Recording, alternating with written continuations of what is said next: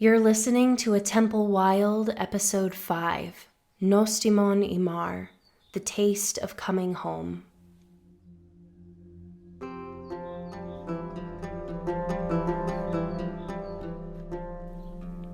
Nevertheless, I long, I pine all my days to travel home and see the dawn of my return. Homer's Odyssey.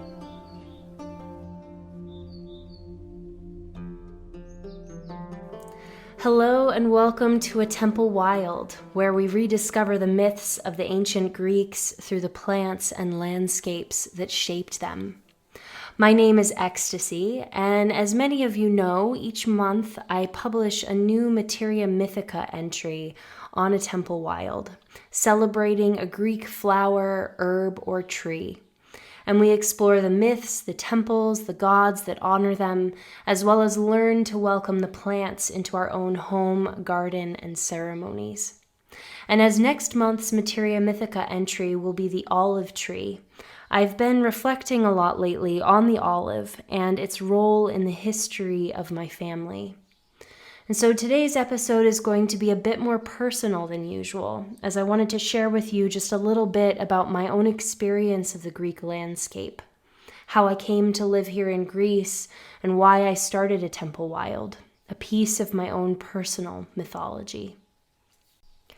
So like many Greeks, I come from a family steeped in olive oil.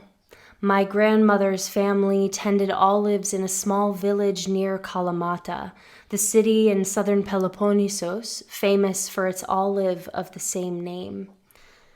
But when my grandparents moved from their village to Athens at the end of the 1930s, they arrived in the city just in time for the beginning of World War II and the total economic collapse that followed, rendering their money useless and throwing them swiftly into poverty. But they were able to pay their rent with canisters of olive oil from my grandmother's olive groves.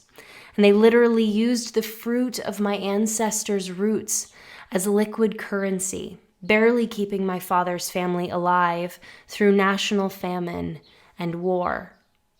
And so I have a really deep respect for the olive tree. It's kept my ancestors alive and nourished for centuries.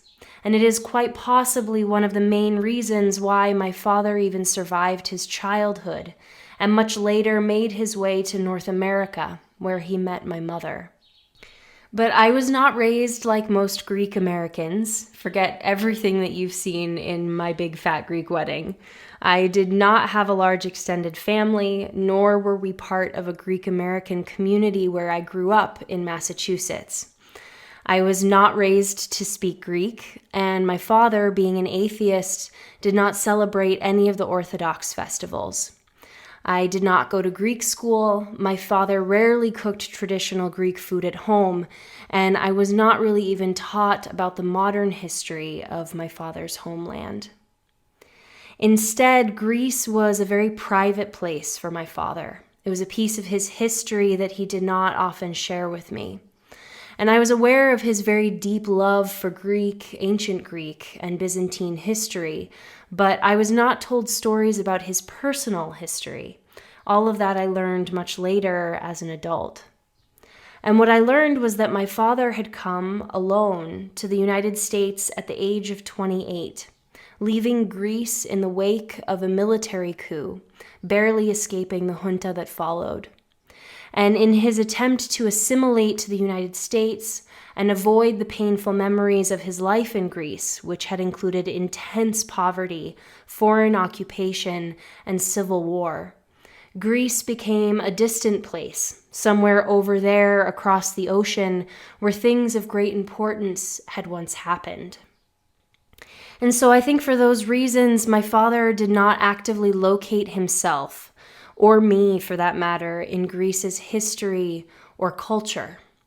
So instead, my sense of Greekness was largely self-discovered during sporadic summer visits to Greece with my non-Greek mother. She would take me alone to Athens, to Loutraki, to Rhodos, and other places where she would try to facilitate a connection to my roots, because I think she could sense that I didn't feel like I belonged in the United States. And as a young person, I felt very lonely. I struggled with anxiety and depression, and I never really felt like I fit in among my American peers. And since I didn't grow up with a sense of ancestry, of connection to a specific people or a culture, I felt even more isolated, adrift and unsure of to whom or to what I really belonged. And so I loved those summer trips with my mother to Greece. It was a break from the bullying and the exhaustion that I felt at school, and a chance for me to visit a place that held such rich ancient symbolism and pagan lore. I truly think going to Greece kept me alive during those seemingly unending years of childhood loneliness and teenage depression, and I am eternally grateful that we had the money and the time to be able to visit Greece as sporadically as we did. And at the same time, I never felt quite Greek enough to fit in there either. I was unable to speak the language, unable to understand the culture, unable to deeply connect with the people or identify with my relatives, who shared my nose and my depressive disposition, but as far as I could tell, not really much else. And yet I did feel a connection with the landscape. Sun-scorched mountains, silver-gray valleys of olives, the blue sea foaming on rocks, the scent of wild oregano and sun-warmed pine needles. I would sit down to a feast of horta, boiled wild greens, and fresh figs and thick yogurt drizzled with thyme honey, and something about the land smelled and tasted so familiar to me. In Homer's Odyssey, Odysseus, separated from his home and aching for the day of his return, uses the phrase Nostimon Imar to express the idea of his homecoming. Today, when something is delicious, modern Greeks use the word nostimo, meaning tasty. And this word shares its root with the verb nostalgo, which means to feel nostalgia, the painful longing for home that Odysseus felt. So in the Greek language, the experience of coming home is tightly connected with the familiar nostimo, tasty flavors of the soil, the herbs, the fruits, the vegetables that grow from one's homeland. And as a child, I think that's what coming to the landscapes of Greece felt like for me, sitting down to a home-cooked meal. My body felt nourished by the land, and after our summer visits, I would always return back to the United States filled up, satiated, at least for a few weeks, until the sea salt smell had faded from my clothes and the sun had left my skin. Given my affinity for the Mediterranean, you'd think I would have come running here the moment I was old enough to support myself. But I actually spent the next 13 years after high school circumambulating this place, moving frequently between states, changing jobs, coming for summer visits, but never setting down roots anywhere, always searching for a sense of home. And just before my father died, I remember him admitting to me that he wasn't sure where he belonged anymore, where home was for him. He had left the Mediterranean as a young person and had spent the rest of his life in the United States. He didn't really feel Greek anymore, but he didn't really feel American either. And so I do think that part of my own move to Greece 5 years ago was a way of returning to my roots and to my father, to try to locate him somewhere in the land, in history, and in me. And I now find myself in a very similar position to my father at the end of his life. I'm still not Greek enough to fit in here. My grasp of the language is elementary. I'm not Orthodox, so the religious festivals don't hold any familiarity for me, and I'm often totally perplexed by modern Greek culture. But this land feels, smells, and tastes like home. When I walk on the mountain where I live among the wild cistus, thyme, and euphorbia, or when I sit beside the running water beneath ancient plane trees, I can feel the pulse of belonging in my veins. I can feel a deep connection, if not to the modern culture, then to the plants and the places that my father's ancestors have indeed called home for generations. But on some level, I still feel a yearning, a deep aching for home that I cannot seem to quell. And perhaps I'll always feel on some level that I don't truly belong here, or really anywhere.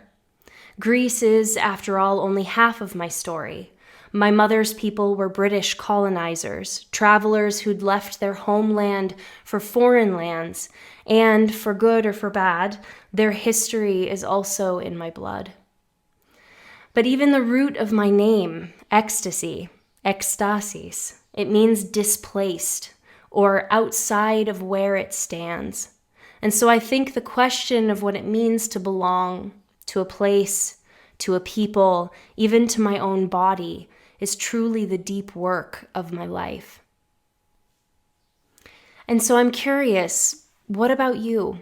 What is your relationship to Greece, to the ancient stories, to the landscape of the Mediterranean?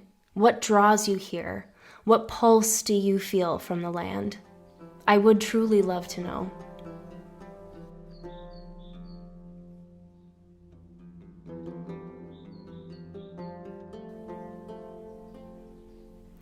In our next episode, we're going to be turning our attention to that ancient goddess that so many of you know, Athena, and her gift to the city of Athens, the olive tree, which won her the honor of being the city's patron. So until then, if you enjoyed today's episode, I hope you'll consider becoming a patron, as it's your regular financial support that really makes this show and all the other art, essays, and stories that I share on A Temple Wild even possible. For more information about becoming a patron, or if you'd like to leave a one-time tip in the tip jar, subscribe to our monthly newsletter, or send me a personal message, you can do that on atempowild.com. Thank you so much for listening today. I hope you have a wonderful day, and I will see you next time.